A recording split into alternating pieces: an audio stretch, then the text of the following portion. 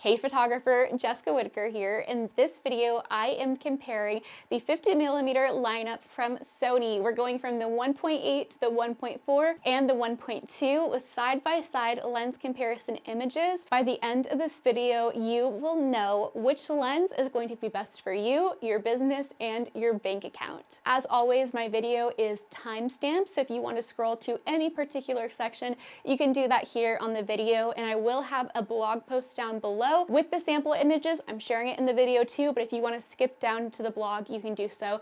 And also, I want to thank my sponsor, Squarespace, for making this free photography video possible. If you're a photographer looking to showcase your work, book more clients, and grow your business, Squarespace is the all-in-one platform that you need. It's the easiest way to build a professional online presence and manage everything all in one place, from portfolio to stores, even email marketing. As a photographer, having a polished professional website is everything because it's the first impression that potential clients get of your work. That's why I've been using Squarespace for the past 10 years. Yes, 10 years to manage my online presence. It's so easy to get started. You can choose from their beautifully curated templates, which are perfect for showcasing visual work like ours, and then customize everything to match your brand. But now, getting a truly unique and personal website is even faster with their new Blueprint AI. You simply answer a few questions about your business and your goals. Blueprint AI then uses those answers to generate a completely custom starting point for your website, and it will suggest layouts, colors, fonts, and even initial content that aligns perfectly with your brand. And it is a huge time saver and makes getting a professional site a breeze. And it totally rivals popular drag and drop website platforms for customization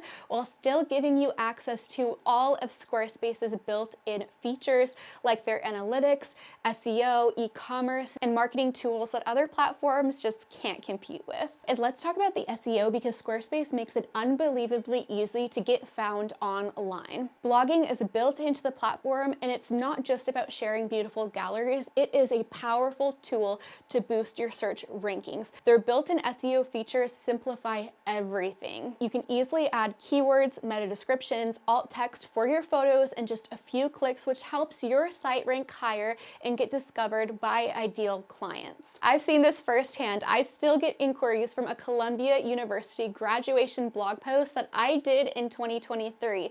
And I recently wrote a blog post about my experience using a culling and editing software. And guess what? If you Google it, my blog post is currently the second result underneath the software's official website. I did not do anything complex or extra SEO work. I just used the intuitive tools that are built right into Squarespace. That is how effective it is for driving traffic and inquiries. So if you're ready to build a website that does it all, head to squarespace.com for a free trial. When you're ready to launch, go to squarespace.com/Jessica Whitaker to save 10% off your first purchase of a website or a domain. Your photography deserves to be seen, so let Squarespace help you make it happen. The 1.4 and 1.2 are G Master lenses, and G Masters are the higher end product line. The 1.8 is your entry-level option. Think of the 1.8 as your first car, and the 1.2, 1.4, the G Masters are like the luxury upgrade. Okay, let's quickly go over some key specs, and here's the thing, you don't need to understand every technical aspect about these lenses to make a decision. I'm going to keep it very simple so that you can know by the end of this video what lens is going to work for you and your business and your wallet, so you're not leaving having to Google more and be even more confused and overwhelmed. Let's talk about the Aperture blades, which are like tiny little curtains inside of your lens. These blades open and close to let in more or less light, and they're also what makes the background blur or bokeh super creamy. More blades like the 11 and the G Master ones allow that opening to stay much rounder even as it closes a little bit. This creates smoother, more pleasing circles of light in your blurred background, but with fewer blades like these 7 that are in the 1.8, the circles can sometimes look a bit more like hexagons or have slightly more visible edges. If that all went over your head, don't worry about it. But one thing you should know about is that the GMs, the 1.2 and 1.4, are weather sealed, and they have faster XD linear autofocus motors, which makes them better suited for fast-paced shooting and video work.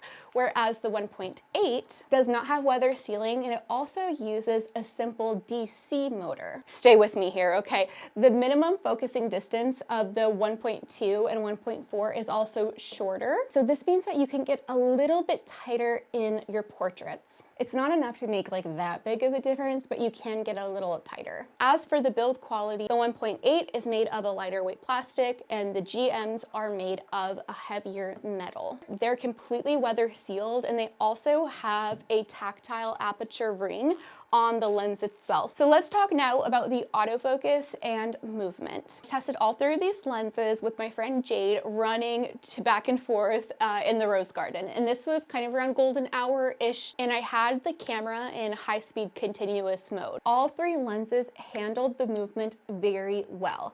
The 1.2 was definitely the quickest overall, but the thing is, like, you wouldn't know the difference unless you were literally doing a lens comparison like I was. The 1.4 was basically the same as the 1.2 focusing speed, and the 1.8 was like a little bit behind.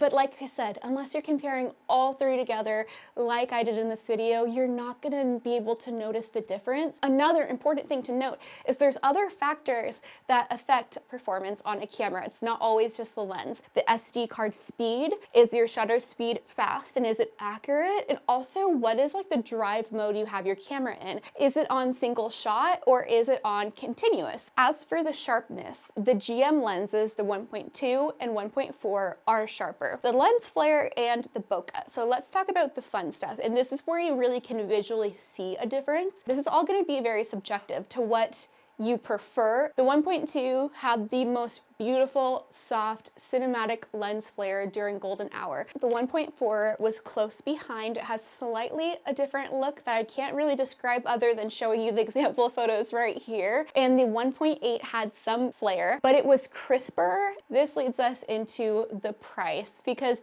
ultimately, for most people, the price point is going to be the determining factor. All of the gear that I'm talking about in this video are borrowed from KEH, which is where you can buy and sell used camera equipment where there is no risk like there might be on a social media marketplace or a third-party auction site. The 50mm 1.8, it's the cheapest lens. If you were to buy it on KEH used, you're looking at about $169. And if you were to buy it on Sony brand new, you're looking at about $275. When it comes to the 1.4, if you were to buy it on KEH, we're now jumping significantly up.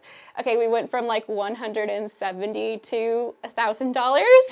This is $1,000 if you were to buy it used on KEH. If you were to buy it new on Sony, you're looking at $1,400. The 1.2, if you were to buy it used on KEH, you're looking at $1,600. Whereas if you were to buy it new on Sony's website, you're looking at $2,150. Now it's time for the side-by-side comparison images. I have tons of sample images that I'm going to be sharing on the screen, but I will also have them linked down below in a blog post.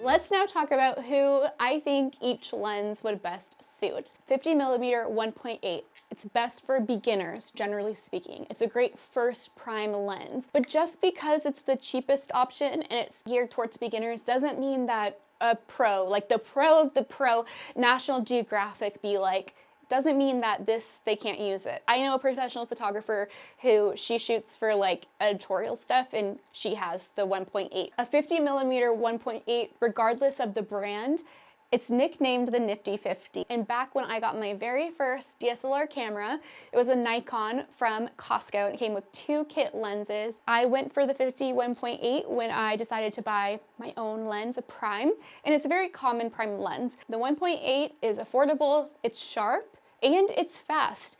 1.8 is also very wide open when we are looking at our kit lenses, a 4.0 aperture. The 50mm 1.4 GM is, generally speaking, best for growing photographers or professionals. The 1.4 is the one that I would recommend to most photographers who don't live at the 50mm, and it's also a safe bet for beginners if cost isn't a factor to you. I was just holding the 1.2 the whole time that I was talking about the 1.4.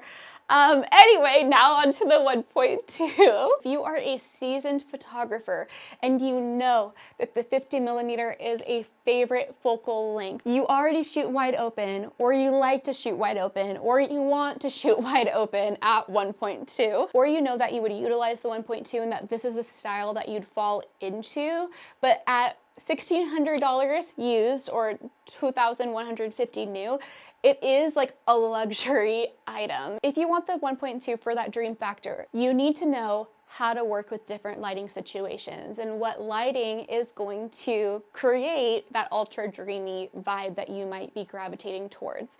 You need to know how to style your subjects to achieve whatever aesthetic you're looking for. The background, the environment, the colors that are going to contribute to that dreamy, wide open look. The lens is simply a tool to aid you getting there, but you can still get there with a 1.8 or 1.4. Don't get caught up in the weight or like the fanciness of a lens. Get what suits your budget and your goals.